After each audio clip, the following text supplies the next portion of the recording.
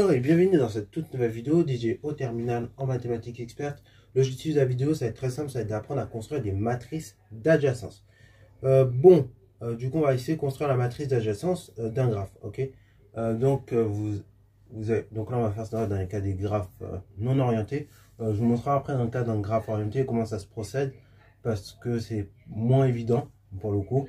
Mais honnêtement, une fois que vous avez compris la méthode pour un graphe orienté, non orienté, vous aurez aussi compris pour la méthode pour un graphe non orienté. Donc, déjà, première chose, une matrice d'adjacence. Premièrement, une matrice d'adjacence, c'est une matrice qui permet de visualiser en un coup d'œil en clair quel chemin est relié, quel sommet est relié à quel autre, ok, ou quel autre n'est pas relié à celui que l'on souhaite. Dans ce cas-là, c'est ça le but de la matrice d'adjacence.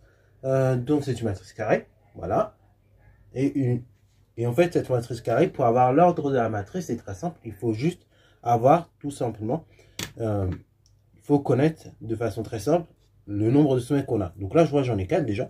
Donc là, je vais avoir une matrice carrée d'ordre 4. Voilà. Alors, je la fais assez grosse. On va comprendre tout de suite pourquoi. Ok. Dans cette matrice carrée d'ordre 4, donc, on va voir en tout, 4 fois 4, 16 coefficients. Ces 16 coefficients,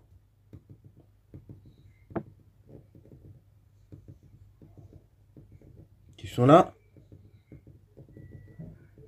Ces 16 coefficients, l'idée, ça va être d'arriver à les remplir. Pour les remplir, comment je vais faire? Eh bien, il y a deux choses. Première chose, ce qui est en ligne va correspondre au départ. Ok, ça va être les sommets de départ.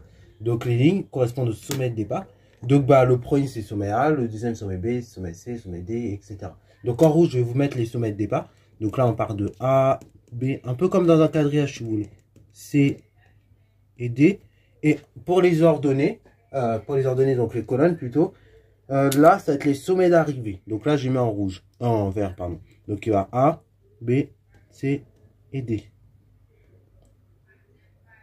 Une fois que j'ai tout simplement tout ça, donc j'ai regroupé tout ça, les arrivées, les départs, une fois que je sais où c'est situé, et j'ai plus qu'à lire. J'ai plus qu'à lire comme un enfant de 3 ans et demi. Donc, les chemins qui partent de A et qui arrivent vers A, du coup, j'en ai 0. Les chemins qui partent de A et qui vont vers B, j'en ai 1. Donc, je pars de A, j'arrive à B, j'ai un chemin. Je pars de A, j'arrive à C, j'ai aussi un chemin. Je pars de A, j'arrive à D, là, j'ai pas de chemin. Donc, je mets 0. Ensuite, cette fois-ci, je pars de B. Donc, le départ, il s'effectue ici. Et je vais voir le nombre de chemins qui arrivent en A. Donc, là, j'ai un chemin. Le nombre de chemins qui part de B qui arrive en lui-même, j'ai 0. Le nombre de chemins qui part de B et qui arrive en C, j'en ai aussi 0. Le nombre de chemins qui part de B et qui arrive à D, j'en ai 1. Ensuite, le départ, maintenant, on va le faire en C. Le départ, on fait en C, on va regarder le nombre de chemins qui part de C qui va vers A. J'en ai 1.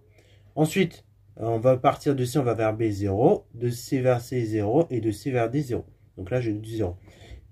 Le nombre de chemins qui partent de D qui vont vers A, j'en ai 0. De D vers B, j'en ai 1. De D vers C, j'en ai 0. Et de D vers lui-même, 0. Et ainsi, vous voyez, en même pas 2 minutes, comment on a rempli cette matrice d'adjacence. Donc, le plus dur là-dedans, encore une fois, c'est d'arriver à identifier où sont les départs, où sont l'arrivée. Et après, c'est comme un quadrillage, comme un jeu d'enfant. Vous lisez tout. Et vous remplissez les 16 coefficients, 25 coefficients, ou autant de coefficients que vous avez, en fait, de la matrice d'adjacence. Voilà. Et donc là, nous avons la matrice d'adjacence. Après, l'idée, c'est que cette matrice, quand je vais lui faire une certaine puissance, on va pouvoir avoir le nombre de chemins de longueur, donc par exemple de longueur n, donc qui part d'un sommet vers un autre. C'est ça l'idée après quand on va élever cette matrice à une certaine puissance. Voilà. Ceci étant dit, maintenant, je vous laisse ici. Je ne vais pas vous retenir plus longtemps. J'espère que la vidéo t'a été utile, que tu l'as bien aimé. Si c'est le cas, n'hésite surtout pas à liker, commenter et balancer toi en mathématiques et en sciences.